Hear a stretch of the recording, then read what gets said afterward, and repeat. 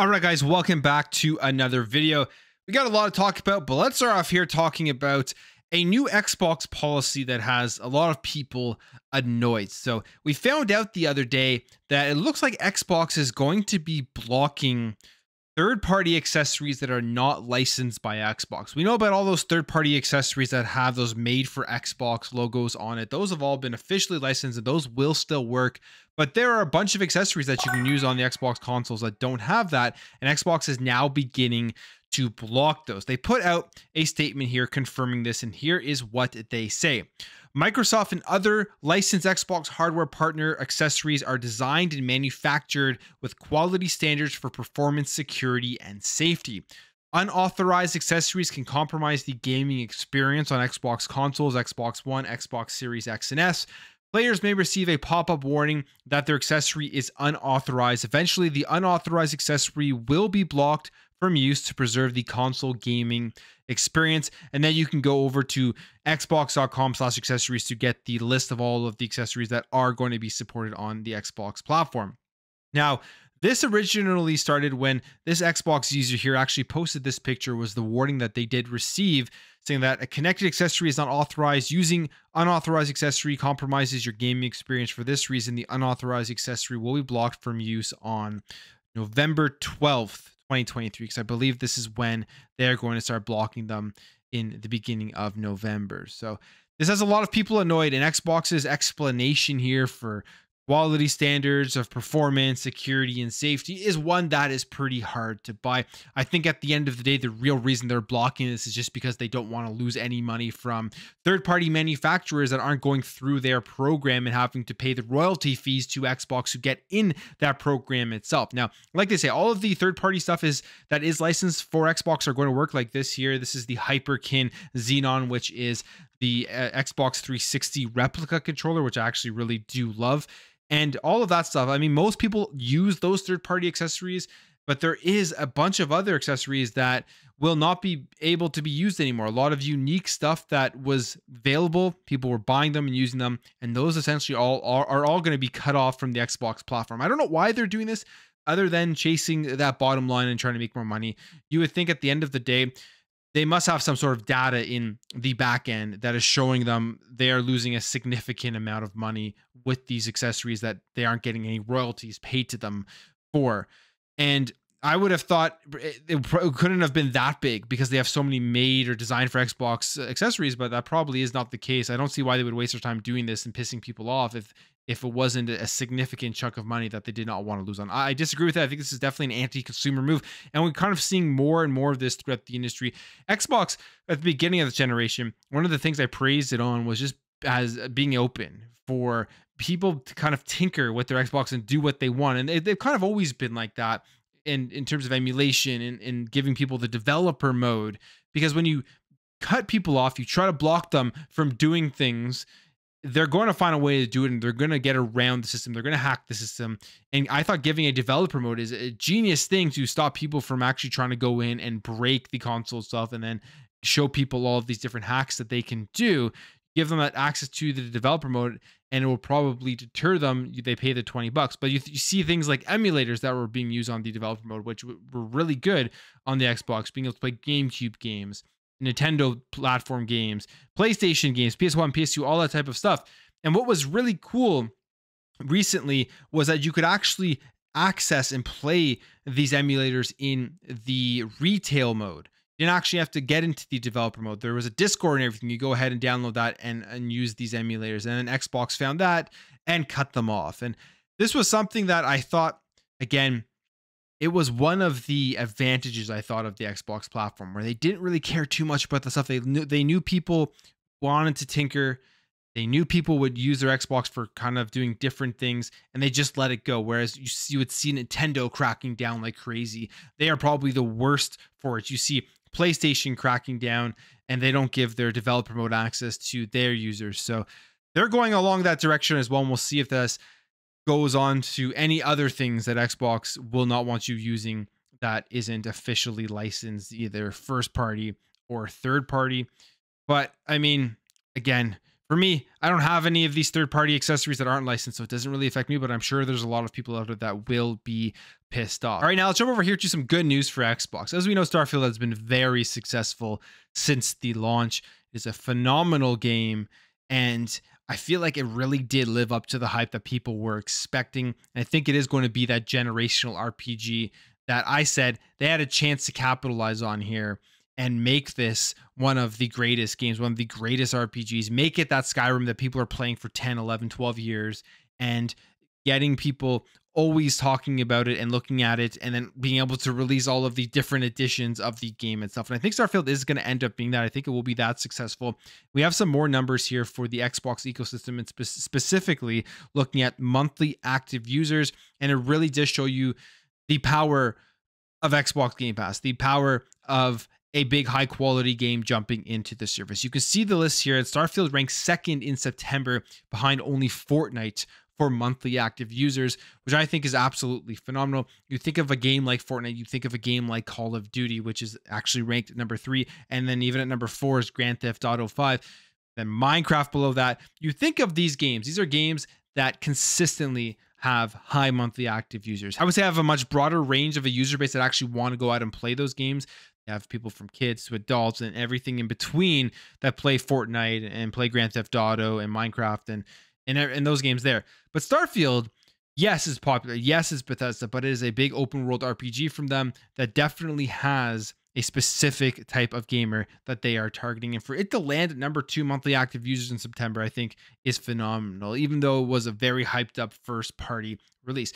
I think that just shows people are going to try games out, even if they've never played them before, never played similar games to them before. Like if you had never played Bethesda games, if you had never played Skyrim, you had never played any of their RPGs, I'm sure there are tons of newcomers to Bethesda because it was a day one Xbox Game Pass game. So another big number here for Starfield, and then the success is going to continue, especially as more stuff comes out, more mods come out. People will continuously be talking about this game. Now let's talk here about the Xbox Series S, because it looks like Xbox has reverted their decision to raise the price by 35%. We talked about this on the show yesterday, and it just didn't really make any sense. The only conclusion that could really come to was inflation, the bad economic times in Brazil. They were kind of trying to adjust to that, but I don't think generally you would see a 35% increase for inflation.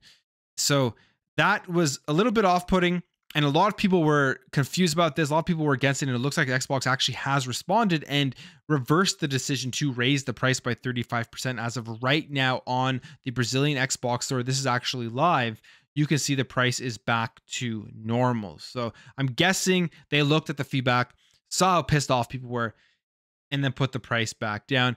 And if this is just an error and it's going to go back up tomorrow, now is your time, I guess, to buy an Xbox Series S. So that's some good news there. But let's jump over and talk about some of the biggest things that happened yesterday.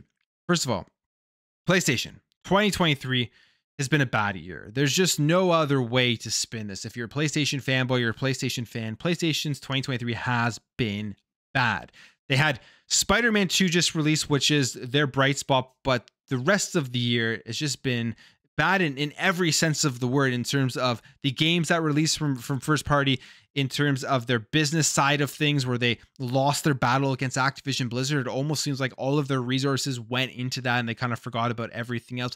And then also for the future of PlayStation, what is that roadmap for first party content? What is coming out next year and beyond that? We know Xbox's roadmap. We know how many games are coming out next year. We know how many studios they have, and there's tons of excitement there, but PlayStation does not have that. We've seen layoffs throughout this year, and now it's hitting again here with Bungie. And I talked about this in my video, was it yesterday or last week, where I thought that, yeah, PlayStation 5 is pivoting. Yeah, they're going through a shift here, but they are still very, very strong. And I don't think it's nearly as bad as some people are making it out to be, because of how well the PS5 is still selling and how many fans they still have that support the platform. And now I'm seeing this, and I may be wrong on that. It may be a lot worse than I think, because Bungie here is announcing that they have some job cuts. And this comes via Bungie CEO Pete Parsons calling yesterday a sad day.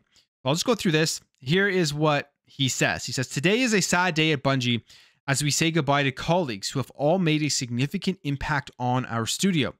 What these exceptional individuals have contributed to our games and Bungie culture has been enormous and will continue to be a part of Bungie long into the future. And then we go down here and we see people who worked at Bungie and are no longer working. They say this: "Well, my heart is breaking for all affected. I am now looking for opportunities. I have 21 years of games industry experience in media production and community management and processing. I'm so heartbroken. I don't know what to do from here. This was my home." Now, why I think this is worse than I thought is because Bungie was literally just acquired in July of 2022 for $3.6 billion. And if Bungie is there right now, they're probably kind of kicking themselves for getting bought out by PlayStation, for selling to PlayStation, because they may not be making these cuts right now if they were still an independent company. We know PlayStation came in, they bought Bungie, and why they bought Bungie was because they wanted to go on games as a service, as a way to get more revenue into the PlayStation platform and to supplement their big first-party, third-person action games with the cinematics that they spent $250 million or so to develop, or some crazy numbers like that. And they needed something else because it's just becoming too expensive to sustain making those games when essentially a small fraction of the user base actually pick up and play first-party PlayStation games. We know that people don't buy PS5s for first-party games. It's a minority of people that do that. They need another way to make money. Here they go out, they buy Bungie. Bungie, great expertise in games as a service and multiplayer games. And they thought this is probably the key to their success. And now we see them here laying off people. And not only that, they are delaying Destiny 2's upcoming expansion, The Final Shape, and a game that I think a lot of people were looking forward to, a brand new Bungie game, Marathon. And we've also seen throughout the last month or so, after they lost their battle against Activision, Blizzard, and Xbox becoming one, Jim Ryan retiring or most likely being pushed out the door, Connie Booth being let go, some big names there at PlayStation, and other layoffs throughout their company. So there is absolutely something going on here. I do not think it is a good thing. I was skeptical about the doom and gloom before I saw this news here from Bungie, because Bungie is a company that they literally just acquired for billions of dollars. It was going to be that ace that they had to compete against Xbox and multiplayer and games as a service and into the entire ecosystem thing. And now they're just laying off people and delaying their games that are supposed to be coming out. Who knows what the future holds? Is Bungie going to try to get out? Is PlayStation going to sell off Bungie? Who knows? But this is not good news, and we will wait and see if there's any more fallout from this, if there's any more studios that are going to be having layoffs at PlayStation. It has been a brutal 2023 for Sony, for PlayStation, and there's really no other way around it. And to, I guess, add some insult to injury, we have Alan Wake 2 that released on the last week. Great reviews from, I haven't played it yet, but from what I've seen videos, graphically, it looks maybe like one of the best games that we've seen so far on these consoles. And we always do these comparisons, and the frame rate stuff where people are focusing on a few frame drops here and there, whether it's on Xbox or PS5, not really a big deal. There are some quality differences between these games, but nothing too crazy. But there is something interesting from this latest comparison that I did want to bring up and I did want to talk about, and that is mesh shaders. So apparently mesh shaders are on the Xbox Series X and on the PC, but they are not on the PlayStation 5 version of Alan Wake 2. And Digital Foundry did talk about this. They did do a comparison, and here's what they say. What is interesting, because they are essentially saying the difference between last generation and this generation with setting these things apart potentially could be mesh shaders. So here is what they say. Yeah, there is an extra wrinkle. I mean, we'll talk about the mesh shader thing because I do think it is worth discussion, Alex, because, well, fundamentally, we've kind of realised that there is a day of reckoning upon us where older GPUs are not going to be able to effectively run new games. But I'm not sure anybody ever predicted that it would be mesh shaders that would be the defining factor that separates one generation of GPUs from the prior one. So I think that's a pretty big statement, because if we go forward here and more big AAA games are coming out and it's only the Xbox version that is going to be having the mesh shaders in there, it is going to be that big difference between the two platforms. I know it's been 3 years and PlayStation has won multiple different comparisons for games. Mainly, I think, because it's the optimization side from the developers. I mean, just logically on paper, the Series X is a more powerful console. It should be able, if optimized properly, if developers use all of the tools. I know we're still talking about tools in 2023, but if they use them all with the full RDNA2 stuff, should get these games better running on the Xbox Series X. But we're seeing something here with mesh shaders. Will that continue to play out with future games, or is this just an Alan Wake 2 thing that they just weren't able to get it working with the PS5? Not too sure, but if this is truly the thing that is going to be separating the old GPUs from the newer GPUs or the generations, then it really is showing that why PlayStation is looking at putting out a PS5 Pro, probably so that they can avoid things like this going forward. They know that their console just can't currently run and have things like mesh shaders working. So that will be a thing as well, interesting to track to continue going forward. And then let's end off here talking about Quantum Air. We've talked about Quantum Air before, and they went on a kind of, they caused a lot of wind here. We're talking about the special SSD that the PlayStation 5 had back in July. If you remember this tweet, somebody asked, just curious, would you be able to give an example from this game, real or theoretical, of what kind of design, gameplay, or otherwise would have to be modified, downgraded on the Series X? And then goes on and continues that. But the answer there from Quantum Air was, yes, the current one is that the SSD in the Xbox is slow enough that we may have to put loading screens into the game between environments, whereas the PS5 is seamless and does not need loading screens at all. Now, that was red flags instantly as soon as they tweeted that out, because the SSD thing here, yes, the PS5 has a faster SSD, but it hasn't really made any difference at all throughout this generation. It hasn't allowed developers to put games on PlayStation that couldn't be on Xbox. It just gives slightly faster load times sometimes, because there are games, I think even Alan Wake 2 had faster load times on the Series X. It allowed them to do things, they said apparently with Ratchet and Clank, which got debunked after they released Ratchet and Clank on PC, that was able to run on a hard drive and all of these things. So the SSD thing, when they tweeted that from this indie developer, clearly was a red flag that they were just kind of making this stuff up.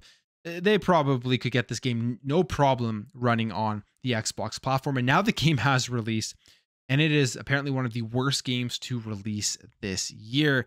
A lot of people are laughing at this. A lot of people are celebrating it. I was never really going to play this game, so I don't really care. But it just goes back here to show that this here was kind of BS when he was talking about the SSD. And what I find very interesting is that unanimously across the board, this game has gotten bad reviews. People are saying it's terrible.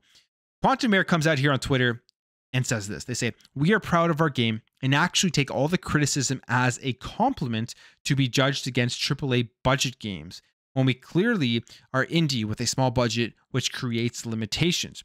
For everyone trashing us on social media or rejoicing in trashing us, it won't stop us or change what we're doing. We can't wait for the gamers to play Quantum Air. We are also so excited our players are going to finally get to play our game, and nothing will stop our excitement. We will continue to get better, and with a bigger budget, do even more in the future. Negative opinions do absolutely nothing to change or resolve, and games we're working on. Some people are not going to like our game, and that's fine, because that's why there are a lot of other games you can choose. Constructive criticism we accept.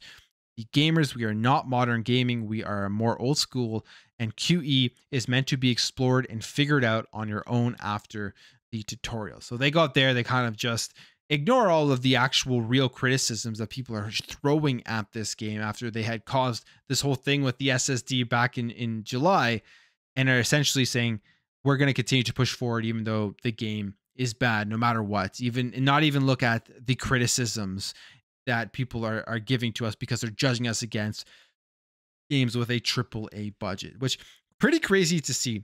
I'd understand if the game got a 7 out of 10, there was some negativity around it and you thought the negativity wasn't fair, but when you're unanimously getting 4s and 3s and you're sitting at a 45 on Metacritic, your game is bad. That's just the truth of the matter. That's like, for me, I always use Crackdown 3 as an example. Yeah, Crackdown 3 wasn't a great game, but I loved it. I absolutely loved it, but I'm not going to objectively sit here and admit that Crackdown 3 was a phenomenal game and that all of the criticism was wrong.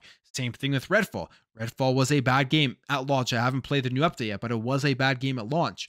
And I had fun with it, but I'm not going to sit here and say it was a great game and everybody is wrong for pretending like it had errors and it was bad. So the developer here is just kind of rejecting all that. And now if you're on Xbox and you're wondering if this game was ever going to come, to Xbox, I guess your excitement probably isn't there anymore, and most likely not looking forward to Quantum Air dropping onto the platform. But I'm going to leave the video there, guys. If you did enjoy this video, hit that thumbs up. If you are new here, hit that subscribe, and I'll catch you guys in the next video.